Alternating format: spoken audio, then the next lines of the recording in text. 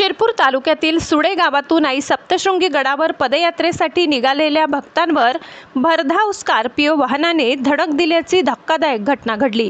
या अपघातात एका महिलेचा मृत्यू झाला असून एका मुलीला गंभीर दुखापत झाली आहे। ही घटना मुंबई आग्रा महामार्गावरील दहिवत शिवारातील पाटील ढाबा समोर घडली।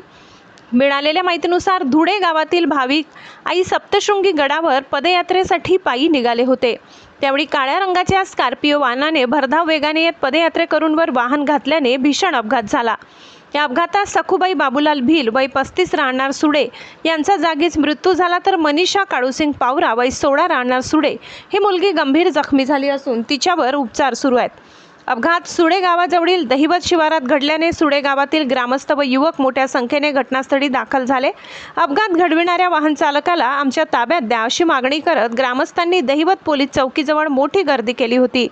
परिस्थिती तणावपूर्ण होत असल्याने जमावावर नियंत्रण मिळविण्यासाठी सांगवी पोलीस स्टेशनचे पोलीस निरीक्षक जयपाल हिरे, थाळनेर पोलीस स्टेशनचे सहाय्यक पोलीस निरीक्षक हेमंत पाटील, शिरपूर शहर पोलीस ठाण्याचे कर्मचारी घटनास्थळी दाखल झाले।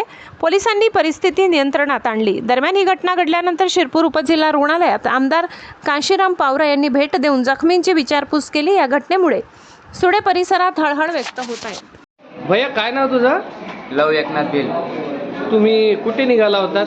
आम्ही सुडे ते वणीगड पर्यंत निघालो होतो। पण आम्ही येताना मागून गाडी आली।